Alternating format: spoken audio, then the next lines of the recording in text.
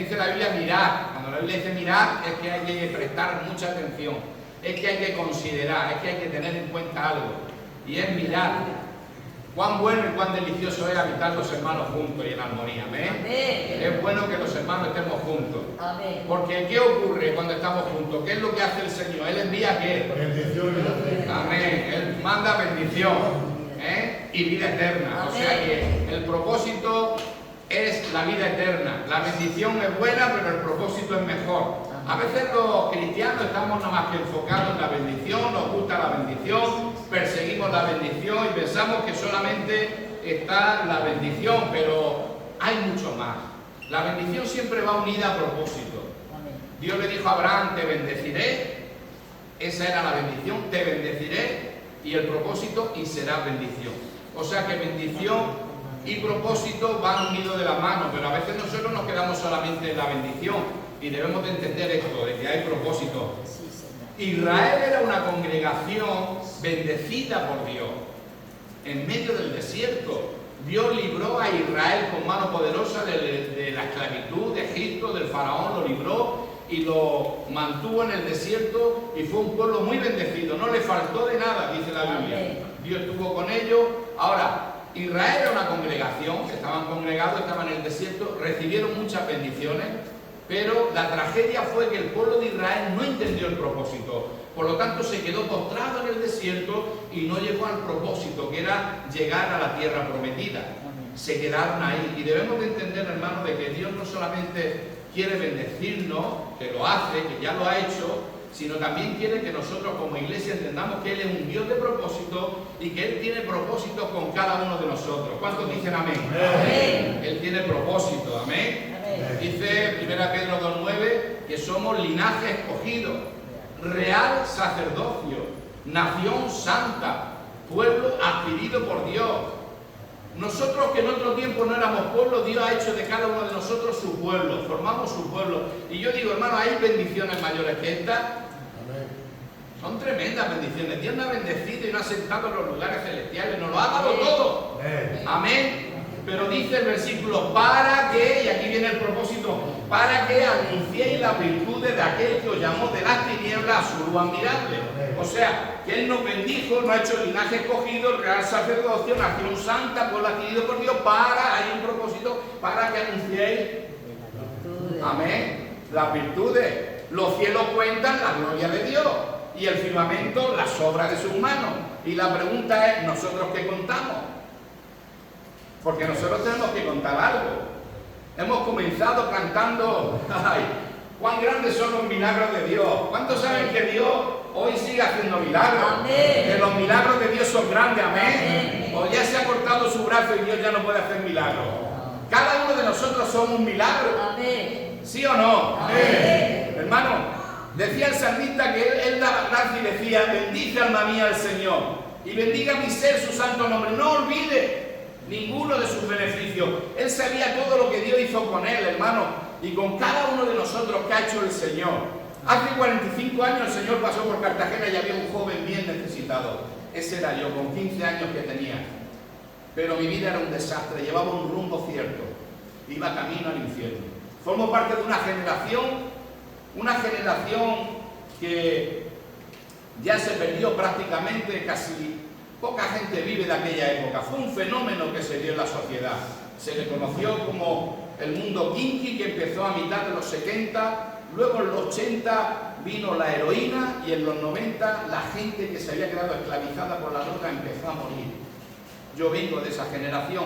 Doy gracias a Dios de que Él me sacó a tiempo, porque toda la gente con la que yo caminaba hoy no vive, está muerta. Aunque tenía 15 años, ya había llevado una carrera espectacular. Desde pequeñito me metieron en la Misericordia, no sé si conocéis la Misericordia, los que sois de aquí de Cartagena. Ahí porque mis padres no podían cuidar de mí y ahí recibí mis primeros traumas en la Misericordia. Ahí me enteré que mis padres se separaron, ahí me enteré que a mis hermanos mayores lo metieron en un reformatorio por robar y yo era un niño todavía, ni sabía lo que era un reformatorio, ni lo que era robar, ni que los padres se separaron, no sabía nada de eso. Sé que me fugué de aquel lugar y le dije a mi madre que me tenía que sacar de ahí. Con 10 años salí Y con 10 años, pues ahí empezó la escuela. Con 11 me metieron en un reformatorio. Normalmente te metían en un reformatorio, en el reformatorio de Puerta Abierta, el que estaba mejor, ¿verdad? Pero a mí me llevaron al peor reformatorio de España, Alicante, donde estaban los delincuentes más peligrosos de toda España. Allí conocí a delincuentes que luego fueron famosos como el Vaquilla. Si usted ha visto las películas de Joel Vaquilla, de Prisa, el Pico 1, el Pico 2, Perros Callejeros, este tipo de películas que fue un fenómeno en los 80 que se hicieron tanto, esa era mi vida. De ahí el Señor me sacó, de ahí el Señor me rescató. Y durante esos años, casi 6 años, mi vida fue desenvuelta en ese mundo de la delincuencia, de la droga. No me conformaba solamente con consumir la droga, sino que también la traficaba. Con el dinero que ganaba de las cosas que robaba, compraba droga y luego la vendía. Esa era mi vida. Podría estar toda la tarde contando cosas, circunstancias. Recuerdo la última vez que estaba en comisaría, que el jefe de la policía secreta me dijo: Angelete, no hay solución para ti, la única solución es meterte en una cárcel para el resto de tu vida, porque me llevaban al reformatorio y enseguida me escapaba. Doy gracias a Dios que un mes más tarde alguien me dijo: Jesucristo es la solución para tu vida. Jesucristo puede cambiar tu vida. Cristo es la respuesta para ti. Y yo dije: están locos, no sé lo que dicen esto, pero me puse de rodillas y dije: Dios, si verdaderamente tú existes, si es verdad lo que me están diciendo, haz algo, manifiéstate a mi vida. Y al día siguiente estaba con una persona ahí en el lago haciendo un porro y de pronto me invadió un sentimiento de culpabilidad, como qué es lo que había hecho. Yo se me había olvidado la oración que había hecho y me sentí mal y me tuve que ir de aquel lugar. Desde ese día Dios cambió y transformó mi vida. Bendito sea su nombre. Amén. Lo que no pudo hacer la sociedad, ni los reformatorios, ni la policía, Dios lo hizo en mi vida. Amén. Ese es un milagro de Dios, como cada una de las vidas de los que estamos aquí. Quizás tú no eras como yo, pero quizás estabas en depresión, o estabas en tantos problemas, sobre todo estabas muerto en tus delitos y pecados. Y el Señor te rescató, el Señor me rescató, porque Él vino a buscar y a salvar lo que se había perdido. ¿Cuántos dicen amén? Amén. Y cada uno de nosotros, hermanos, somos un milagro del Señor. Amén. Y yo recuerdo que cuando el Señor hizo ese milagro, me encontré con el jefe de la policía secreta y otro más y me dijo: Angelete, pásate por comisaría, que tenemos tu carnet de identidad y que te lo queremos dar. Y yo me fui corriendo a mi casa porque yo acababa de cumplir los 16 años y yo dije: me van a meter en la cárcel. Entonces era la edad penal en España, los 16 años. Yo había estado en los reformatorios, pero nunca había estado en la cárcel. Y yo me puse de rodillas y dije: Señor, ¿qué hago? Líbrame. Y el Señor me habló en 2 Timoteo 1:7, porque no nos ha dado Dios espíritu de cobardía, sino de poder, amor y dominio propio. Predícale de mí. Y yo fui a aquel lugar y allí estaba don Sebastián y 3 policías más, eran la policía secreta de Cartagena. Y yo le dije: mirad, fui con mi Biblia abajo del brazo y le dije: mirad, yo antes odiaba o aborrecía, no podía ver, pero quiero deciros que Dios ha hecho un milagro en mi vida, me ha cambiado y ahora vamos con el amor de Dios. ¡Aleluya! Y me dieron el carnet y dijeron: vale, agacharon la cabeza, vale, Angelete, puede irte. Y de ahí salí en victoria, entendiendo que el Señor me había salvado para su gloria y que tenía que predicar el Evangelio. Le prediqué a toda la delincuencia de Cartagena hace 45 años, pero no solamente a la delincuencia, sino también entendí que también a la policía desde aquel día. Le prediqué a toda la policía de Cartagena. Viví momentos, anécdotas, circunstancias, hasta que no se dieron cuenta de que el Señor había cambiado mi vida. Me pasaron varias cosas. Recuerdo una vez que iba con un joven por Cartagena, por la calle San Fernando, calle Salón, y salíamos hacia Juan 23, venía de la calle Santa Florentina, venía un coche de la policía, y claro, yo llevaba entonces la Biblia debajo del brazo. Y llevaba un bolso porque llevamos la Biblia, tratados, mensajes del amor de Dios, Evangelio, San Juan, para evangelizar. Estábamos evangelizando. Y cuando me vio el coche patrulla, me vieron los policías que me conocían, pararon en seco y dijeron: a la pared, a la pared. Con las manos y a la pared. Yo miré al joven que venía conmigo, estaba blanco como la nieve. Claro, no tenía, era un chico de bien, ¿verdad? Yo estaba experimentando, no tenía ningún problema. Y me cogieron el bolso ahí y yo miraba así, estaba la pared mirando.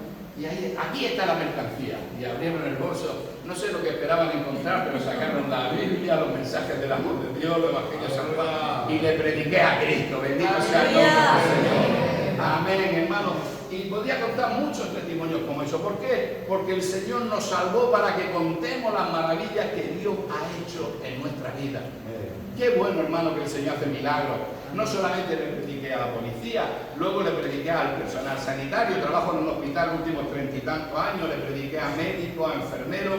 Ahora tengo mi responsabilidad y le predico a alcaldes, a presidentes de la comunidad autónoma, A quien haga falta, hermano, tengo orden del Señor de contar mi testimonio. Lo que Dios ha hecho en mi vida es para contarlo a otros y no avergonzarnos. Sí, me avergüenzo de la vida que llevaba antes, pero el Señor me salvó. Yo llevo más de 35 años cotizado y los que no he cotizado trabajando, porque yo ya no soy el de antes, yo soy una nueva criatura, bendito sea el nombre del Señor. Pero de ahí me rescató el Señor. Y tenemos que contar a todo, hermano, lo que Dios ha hecho en nuestra vida. Y no nos avergonzamos del Evangelio porque es poder de Dios para todo aquel que cree, para salvación. Fue poder de Dios para transformar mi vida y es poder de Dios hoy en día para transformar las vidas. ¿Cuántos dicen amén? Amén. Claro que sí, hermano. Y tenemos que compartir con todos. Había un momento, recuerdo cuando los terremotos de Lorca, llegamos, estaba derruido y era el funeral de Estado. Vino toda la cúpula católica, vino todo el gobierno, vino el que hoy es rey, el príncipe Felipe, ahí estaban los diputados, todo el mundo estaba, más de 3.000 personas en el lugar donde se estaba haciendo el funeral de Estado por los que habían fallecido, y a nosotros no nos invitaron, pero allí fuimos, dijimos nosotros tenemos que estar porque la iglesia estaba allí, se armó un campamento, teníamos hermanos de la iglesia de Lorca en aquel lugar y fuimos allí, iba con 4 pastores más y cuando llegamos a Lorca estaba cortado por toda la policía, no podíamos llegar al local. Y entonces el que conducía, Henry Spencer, el apóstol Henry Spencer, dijo: atrás, que era yo, traigo al presidente del Consejo Evangélico y tenemos que llegar ya a ese lugar. Y el coche patrulla salió con la sirena delante nuestra y nosotros detrás, ahí para llegar a aquel lugar que llegamos, que se quedaron mirando todos cuando llegamos. Y yo iba ahí, iba diciendo: Señor, qué bueno, antes la policía me perseguía, pero ahora va adelante abriendo camino. Bendito sea el nombre del Señor. Claro que sí, hermano. La gloria. Hay que contar los milagros. Recuerdo una vez que recibí en el correo electrónico una invitación, ¿sabéis de quién? Del ministro de Justicia. Una invitación para estar en Madrid, para celebrar el acuerdo de tantos años. Yo represento a todas las iglesias de la región de Murcia. Ese también es un milagro. Y hermano, cuando yo recibí esa invitación del ministro y estuve allí con el ministro y le saludé, y con las autoridades, con el embajador de Israel, con la concejala del Ayuntamiento de Madrid, con autoridades, con otros hermanos que representaban al país, cuando yo estaba allí vi aquella invitación: Señor, cuán grandes milagros haces tú. Antes me perseguía la justicia, pero ahora la justicia me invita. Bendito sea el nombre de Dios. ¿Cuánto dan gloria a Dios? Gloria a Dios. Ese es nuestro Dios, hermano. Y rápidamente quiero ir a una palabra y enseguida volvemos a esto, a una palabra que está en Marcos 4:35. Quiero leer rápidamente, y digo rápidamente porque me gusta ir a prisa. Me gusta ir a prisa para que ustedes no se cansen. Marcos 4:35, aquí hay una palabra del Señor para nosotros en esta tarde. Dice: aquel día, cuando llegó la noche, les dijo: pasemos al otro lado. Y despidiendo a la multitud le tomaron como estaba en la barca, y había también con él otras barcas. Pero se levantó una gran tempestad de viento y echaba las olas en la barca de tal manera que ya se anegaba.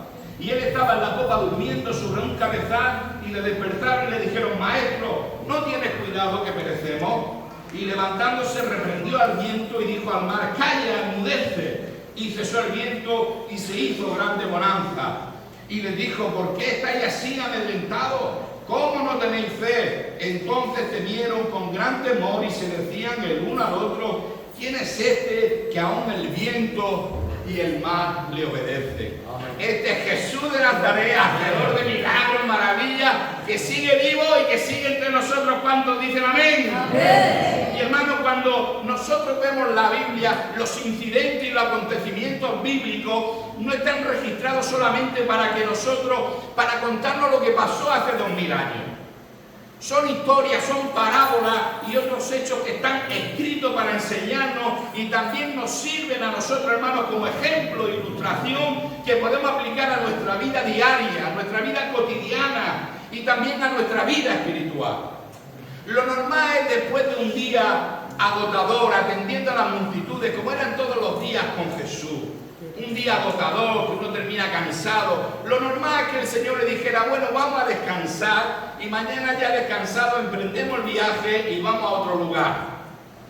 Pero no fue así, hermano, no fue así. Aquel día dice la Biblia que cuando llegó la noche le dijo: pasemos al otro lado. Cuando dice aquel día nos habla de un día en concreto.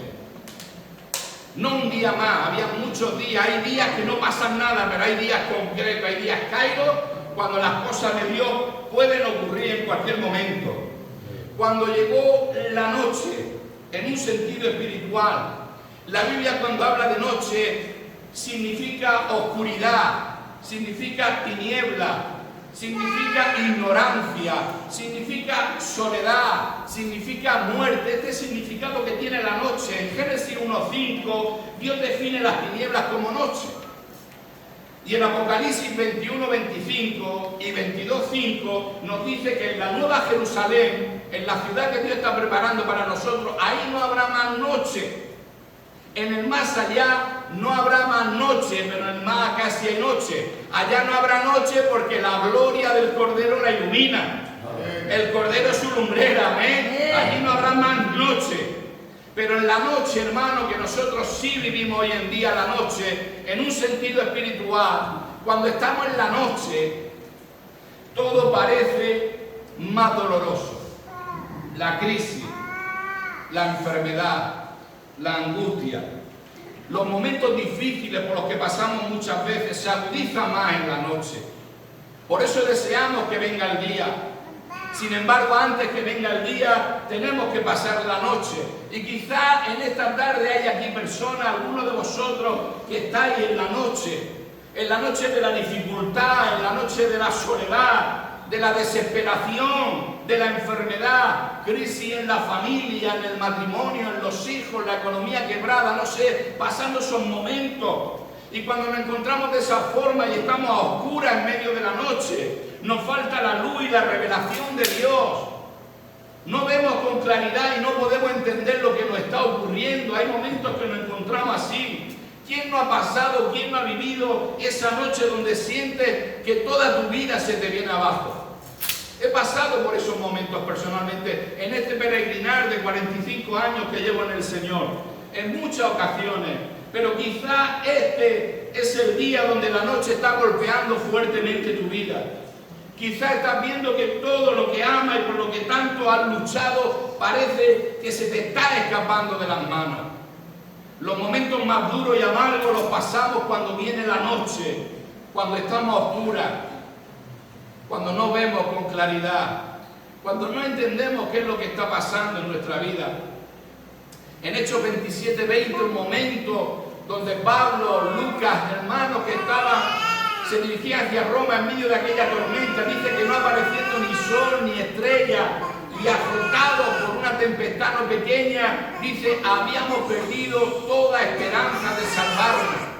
Ellos se encontraban en un momento tan difícil que estaban desesperados. Y es que las mayores tempestades se levantan en la noche. Vemos aquí como los discípulos, cuando tenían que ir al otro lado para obedecer el mandamiento del Señor, el propósito que el Señor tenía con sus discípulos, ahí en la noche se levantó esa tempestad. Y eso nos ocurre a nosotros en nuestra vida diaria también. En unos capítulos más adelante dice que los discípulos en otra ocasión estaban en medio de esa tempestad y no podían avanzar y se asustaron y temieron por su vida. En esta ocasión Jesús no iba en la barca, pero cuando ellos estaban ya más fatigados, cuando estaban a punto de ya claudicar, dice que a la cuarta vigilia vino Jesús. Y eso es lo que te quiero decir esta tarde, que el Señor, aunque sea la cuarta vigilia, te va a visitar en medio de tu problema y en medio de tu necesidad. Bendito sea su nombre. Amén. Lo bueno, hermano, es que el Señor está con nosotros. Aleluya. Lo bueno es que Él siempre va a venir, aunque sea en la cuarta vigilia. Dice el Salmo 35, por la noche durará el lloro, pero a la mañana vendrá la alegría. Amén. Esa es la noche donde estamos en medio del lloro, pero la mañana viene donde vendrá la alegría. Amén. Cuanto más fría y oscura está la noche, Dios siempre enviará a su ángel en tu ayuda y te librará. Amén. Marcos 12:6 dice que cuando Herodes iba a sacar esa noche a Pedro para matarle, porque había matado a Jacobo, el primer mártir de la iglesia, iba a matar también al apóstol Pedro. Y dice la Biblia, hermano, que cuando Herodes iba a sacar esa noche a Pedro para matarle, dice que Dios envió a su ángel y lo liberó de la cárcel. Amén. En Hechos 27:23, en ese pasaje que he leído, cuando ya ellos pensaban que iban a morir todos en la nave, Pablo se puso en pie y dijo: porque esta noche ha estado conmigo el ángel del Dios de quien soy y a quien sirvo, y él me ha dicho: no temas, Pablo, no habrá pérdida humana en esta nave, solamente la nave, las cosas normales se perderán, pero ninguna vida morirá, porque yo estoy con vosotros. Y allí le dio esa palabra de ánimo. Y en la noche de más angustia, donde nuestro Señor Jesucristo estaba clamando, gimiendo, derramando grandes gotas de sangre, dice la Biblia que esa noche que estaba bien fría, dice la palabra del Señor que Dios envió a un ángel del cielo para fortalecerle. A un Elías en medio del desierto cuando se quería morir, Dios envió un ángel con una comida especial. Dice la Biblia que con esa comida que le dio el ángel caminó 40 días y 40 noches por el desierto hasta que subió al monte de Horeb, donde recibió la instrucción de Dios. Y quizás tú te encuentres en medio de problemas, de necesidad, no sé, y digas: pues a mí el Señor no ha enviado ningún ángel. ¿Cómo que no? Esta tarde te ha enviado un ángel aquí. De carne y hueso, sí, pero un ángel con una palabra suya para animarte. Vamos, anima al que está a tu lado. El ángel está aquí. Aleluya. Dios siempre cuida de nosotros, hermano. Él está en cuidado de nosotros. Bendito sea su nombre. Cuando la noche se pone más oscura, es que va a amanecer. Amén, hermano. En medio de la noche donde tú estás. Esto pasa a veces como cuando, hermano, las tormentas se oscurecen, los nubarrones negros que uno no puede ver, ¿verdad? Y a veces la vida nos golpea de tal forma las circunstancias que parece que no podemos ver, pero aunque no lo veamos, el sol está ahí. Yo también quiero decirte que aunque esté en medio de la noche, hay un sol de esperanza, un sol llamado Jesús que está ahí para ti, para mí. Bendito sea su nombre. Ahora, hermanos, debemos de entender que a veces Dios usa la noche para hacer cambios en nuestra vida. En la noche Dios trata con nosotros, no para hacernos daño, sino para hacernos crecer y mostrar su poder en nosotros, en nuestras vidas. Dios tiene dispuesto todo, para todos, para tu vida, para tu familia, para tus hijos, para tu matrimonio, para la iglesia, para esta iglesia. Dios lo tiene todo dispuesto, hermano, aunque nosotros a veces no nos demos cuenta o no lo creamos. Un nuevo día tiene Dios para esta ciudad. Un nuevo día tiene Dios para esta nación. Un nuevo día tiene Dios para esta iglesia. Hay que creerlo. ¿Cuántos lo creen? Amén. Un nuevo día tiene Dios para ti. Amén. Pero te digo en esta tarde, no hay día nuevo sin noche por medio. Amén. No hay día nuevo sin noche por medio. Tiene que venir primero la noche para que venga el día de mañana. Un día nuevo viene, pero hay que pasar a veces la noche. Un día nuevo requiere un hombre nuevo, una mujer nueva. Cada día requiere algo nuevo, por eso a veces Dios nos introduce en la noche para cambiarnos. Y algunos, hermanos, se resisten, algunas personas se resisten, algunos se resisten y niegan el cambio y no quieren cambiar, y entonces pasan la noche extrema. Hermano, hermana, familia, iglesia, tu noche pasa y viene un nuevo día. Amén. Amén. Amén. La orden y la instrucción de Jesús es: pasemos al otro lado. Creo, hermano, y estoy hablando en un sentido espiritual, creo que tenemos que pasar al otro lado. Es hora de cambiar, de pasar a una nueva temporada en nuestra vida. Debemos de ir a otro lugar, debemos de subir a otro nivel en nuestra vida de cristiano. Debemos de ir a un nuevo nivel de revelación y de crecimiento y de madurez en el Señor. Pasar al otro lado es tomar decisiones, es moverse de lugar, y no en un sentido físico, sino espiritual. Estamos siempre en nuestra vida cristiana en monotonía, siempre haciendo lo mismo. No, hermano, no se trata de moverte de lugar, no se trata de irte de Guatemala a Guatepeor. No se trata de salirte de la sartén y caer en el fuego, no. Se trata de que hay que movernos de lugar en un sentido espiritual. Es no ser conformista, es avanzar en tu vida, en mi vida, es dejar lo que uno está haciendo y empezar a hacer lo que Dios quiere que hagas. Es hacer cosas nuevas. Son proyectos que Dios pone en tu corazón y en mi corazón para que lo hagamos. Es hacer cambio en nuestra vida, hermano. Es tiempo de hacer cambio en nuestra vida. Es tiempo de consagrarnos más a Dios. Es más oración, es más más lectura y estudio de la Biblia, es más aceite para nuestra lámpara, más vida y más comunión con el Espíritu Santo, porque el Señor viene pronto y no podemos quedarnos durmiendo. ¿Cuántos saben que el Señor viene pronto? Amén. Más aceite, más determinación a no contaminarnos con el mundo, a consagrarnos, a santificarnos más a Dios. Es más determinación a servir al Señor, a estar dispuesto en la iglesia, a arrimar el hombro. Es más de todo eso, hermano. Hay que dejar la rutina, hay que dejar la religiosidad, hay que dejar la comodidad y nuestro grado de seguridad en lo que tenemos, conocemos y hacemos. Es tiempo de pasar a otro lado, de ir a otro nivel. No queremos pasar al otro lado por temor a la tormenta. Porque es cuando vamos al otro lado, cuando el enemigo levanta viento, es cuando se levanta la tormenta, cuando vamos al propósito de Dios. Y no queremos ahogarnos en medio del mar de lo desconocido. No queremos cambiar porque me quedo ahí en lo que conozco, en la seguridad de lo que conozco, estoy bien cómodo, me quedo aquí haciendo lo que siempre hago, las mismas cosas. Es cierto que el enemigo no quiere que pasemos al otro lado, es cierto que él va a levantar tormenta y tempestad alrededor nuestro. Él nos quiere asustar y nos quiere amedrentar. Él quiere que el temor nos paralice, porque cuando tú tienes temor, el temor te subyuga, te paraliza. Pero hay que saber, hermano, que el Señor nos dice, pasemos al otro lado. Él no dice, pasa al otro lado. Él dice, pasemos al otro lado. Por lo tanto, significa que Él va con nosotros. Amén. Que no vamos solos. ¿Cuántos dicen amén? Amén. Si Él dice que pasemos, hermano, hay que pasar. Él va con nosotros. Él va en la barca, Él va en tu vida. Tu barca, tu vida no se va a hundir porque el Señor está contigo. ¿Cuántos dicen amén? Amén. Porque si Jesús va con nosotros, nuestra barca, nuestra vida no se hundirá jamás. Porque Él ha prometido que va a estar con nosotros todos los días hasta el fin del mundo. Él ha dicho, no te dejaré ni te desampararé. No importa lo difícil que se ponga la cosa. El Señor está con nosotros.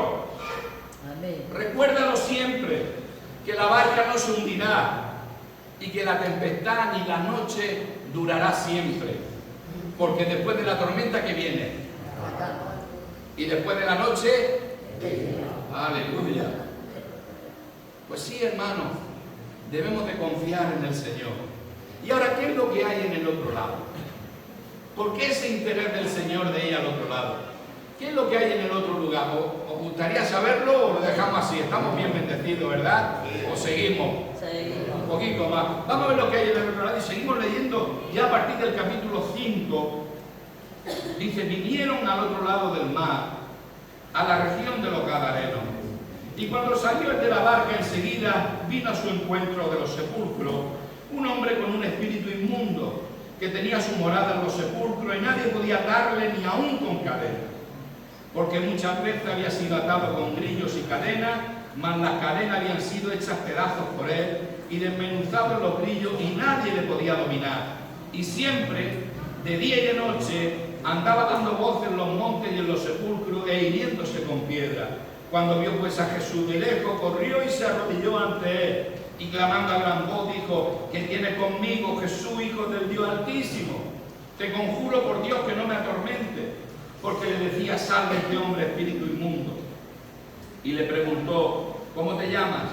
Y respondió diciendo, Legión me llamo, porque somos muchos. Y le rogaba mucho que no lo enviase fuera de aquella región. Estaba allí cerca del monte un granato de cerdos paciendo, y le rogaron todos los demonios diciendo, envíanos a los cerdos para que entremos en ellos. Y luego Jesús les dio permiso, y saliendo aquel espíritu inmundo, entraron los cerdos, los cuales eran como 2000, y el hato se precipitó en el mar por un despeñadero, y en el mar se ahogaron. Y los que apacentaban los cerdos huyeron y dieron aviso en la ciudad y en los campos, y salieron a ver qué era aquello que había sucedido. Vienen a Jesús y ven al que había sido atormentado del demonio y que había tenido la legión, sentado, vestido y en su juicio cabal, y tuvieron miedo.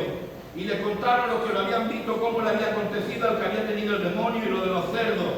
Y comenzaron a rogarle que se fuera de sus contornos. Al entrar en la barca, el que había estado endemoniado le rogaba que le dejase estar con él. Mas Jesús no se lo permitió, sino que le dijo, vete a tu casa, a los tuyos y cuéntale cuán grandes cosas ha hecho el Señor contigo y cómo ha tenido misericordia de ti. Y se fue y comenzó a publicar en Decápolis cuán grandes cosas había hecho Jesús con él, y todos se maravillaban. ¿Cuántos dicen amén? Amén. Se fue a publicar en Decápolis. Decápolis eran 10 ciudades. 10 ciudades. Ahora, este era el plan y el propósito que el Señor tenía. Por un endemoniado, poner la vida de los discípulos en peligro. Jesús es el que deja las 99, Él es el buen pastor y va por la oveja perdida. Amén. Aquí había una oveja perdida y fue a buscarla. Amén. ¿Qué pasó, hermano? Que en el otro lado donde habían que ir estaba el milagro. Amén. Milagro tremendo, milagro poderoso. En el otro lado donde Dios quiere llevarnos está nuestro milagro. Está tu bendición, está tu provisión, está tu desarrollo, está tu crecimiento, está tu propósito, el propósito que Dios tiene con tu vida. Tu tierra prometida está en el otro lado donde Dios quiere llevarnos. Tenemos que ir al otro lado, hermano. El pueblo de Israel tuvo que pasar el Jordán para llegar a la tierra prometida. Y esta fue otra generación, porque la primera generación, como dije al principio, se quedó postrada en el desierto. Dios tuvo que esperar 40 años que se levantara una nueva generación. Dios no tiene problemas con el tiempo. Nosotros sí tenemos problemas con el tiempo porque estamos limitados. Dios no tiene problemas. Por eso yo le digo, Señor, lo que tú quieras hacer en este tiempo, cuenta conmigo, que no tenga que venir otro a hacerlo, ni que tengas que esperar una nueva generación. Quiero que Dios lo haga. ¿Cuántos quieren que Dios cuente con ellos? Amén. ¿Cuántos quieren al otro lado? Amén. Hay que ir al otro lado. Había que pasar el Jordán porque ahí estaba la tierra prometida, lo que tenía que conquistar el pueblo de Israel. Ahora, ¿qué había en el otro lado, hermano? Milagro, bendición y propósito de Dios. Con una ciudad muy sufrida, con Gádara. Esta era una ciudad muy sufrida que Jesús quería visitarla para conmoverla, y la conmovió con un solo milagro, pero con un gran milagro. Jesús quería visitar esta ciudad. Y había un hombre muy necesitado, endemoniado, atormentado, viviendo en el cementerio, entre los muertos, andaba gritando y fuera de sí. Él mismo se hería con piedra, tenían que encadenarlo para que no se matara a golpes. Jesús libertó al gadareno. Fue lo único que hizo Jesús, esa fue la bendición. Pero había un propósito. Bendición y propósito van unidos. No solamente quería bendecir, sino había un propósito. Y es: cuéntale a los tuyos cuán grandes cosas ha hecho el Señor contigo. Y comenzó a publicar en Decápolis este milagro tan grande. Ese era el propósito. ¿Y cuánto tiempo hace, hermano, que no compartimos con otros lo que Dios ha hecho en nuestra vida? Cada vez que el Señor me da una oportunidad, el otro día le compartí a los compañeros, el otro día también, cada día que puedo le comparto a la gente, porque de eso se trata, compartirle a otro lo que Dios ha hecho con nosotros. Amén, hermano. Los discípulos van a comer y a Jesús le era necesario, San Juan capítulo 4, pasar por Samaria. ¿Por qué? Porque había una ciudad muy necesitada y no tuvo que llegar a Samaria. Allí en el pozo había una mujer bien necesitada, de dudosa reputación, y los discípulos estaban en lo suyo, en la comida, en las necesidades cotidianas, pero Jesús estaba en los negocios del Padre. Sabía que había propósito, estaba en otra cosa, hermano, y a veces nosotros estamos desenfocados. Y Él dijo: vosotros decís que faltan 4 meses para la siega, pero yo digo alzar los ojos. Y se manifiesta esa mujer que se queda asombrada cuando el Señor descubre su corazón, cuando se revela a ella y le dice: si tú bebes del agua que yo te voy a dar, no va a tener sed jamás. Y cuando la mujer samaritana tiene ese encuentro con Jesús, va corriendo a Samaria a decirle a todos que había encontrado al Mesías. Y muchos vinieron y creyeron por la palabra de ella, dice la Biblia. Y cuando ya vinieron a Jesús le dijeron: ya no creemos solamente por lo que tú nos estás contando, ahora nosotros hemos visto y hemos oído y sabemos de Jesús.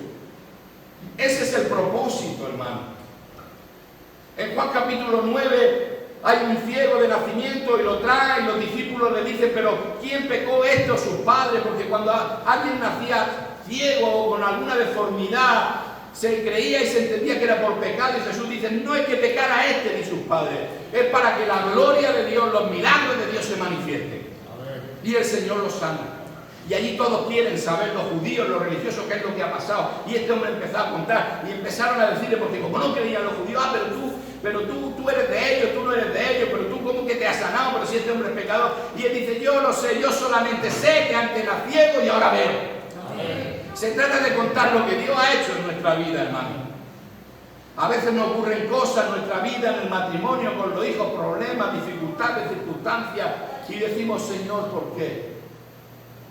Y a veces no es un por qué. La pregunta correcta sería, ¿para qué, Señor?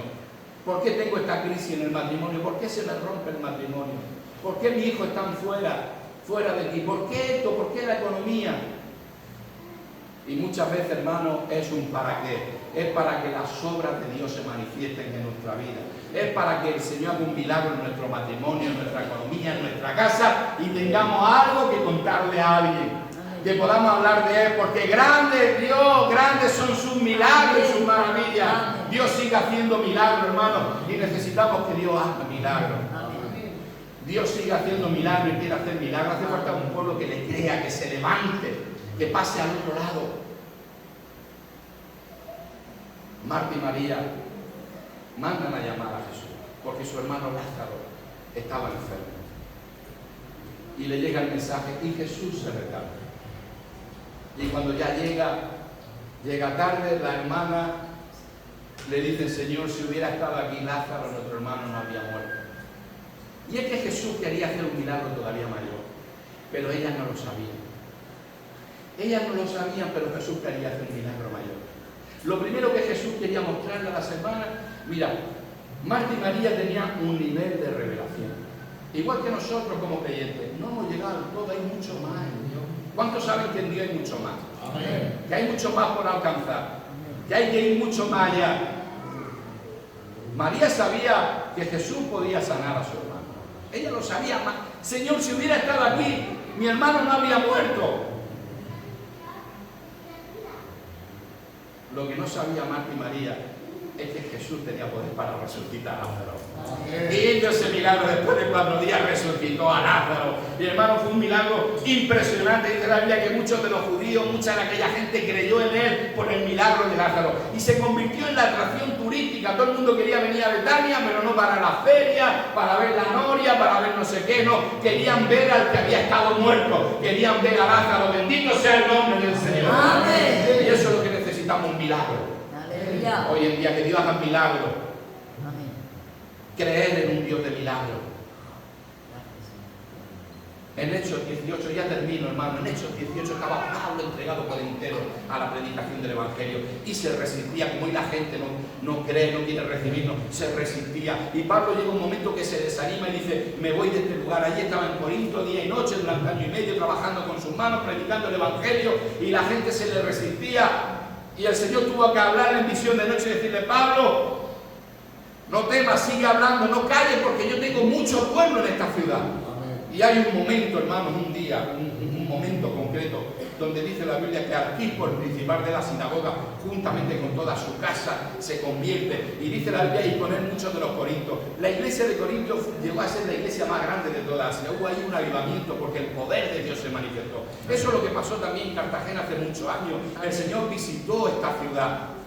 Hizo un milagro, cogía gente que estaba en lo más bajo, como mi caso, como otro y otros lugares, y empezamos a predicar y la iglesia creció. Eso es lo que Dios hizo en España con Filadelfia, con el pueblo gitano. Amén. El Señor coge a lo humilde para avergonzar lo orgulloso, lo que no es para avergonzar lo que es. Amén. Dios hace milagros y maravillas. Amén.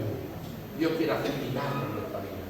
Aleluya. Pero necesitamos ir al otro lado, donde vamos a ver, hermano, el propósito de Dios. Amén. ¿Cuánto lo creen? Amén. Levanta tu momento, ponte en pie y vamos a darle gracias al Señor por esta palabra. Vamos a creerle, hermano. Vamos a creerle a Dios. Vamos a prepararnos para movernos del lugar, para ir al otro lado. Padre, gracias en esta tarde por tu palabra, Señor, que ha sido predicada. Señor, gracias por tu iglesia, por esta preciosa y hermosa congregación. Gracias por estos preciosos pastores. Gracias por la obra que tú un día comenzaste aquí, Señor, que tú la estás perfeccionando día a día, Señor. Pero los mejores días, los mejores momentos, los mayores milagros están por llegar. Señor, trae fe a nuestra vida para creer, Señor, y queremos levantarnos en el poder de del Espíritu Santo para ir al otro lugar, a un nuevo nivel de revelación, de gracia, de favor, donde vamos a ver maravillas, Señor, que podamos contarle a otros todo lo que tú haces en medio de nosotros, que no nos quedemos solo con la bendición, sino que vayamos al propósito. Gracias, Padre, por tu pueblo, por tu iglesia en este lugar.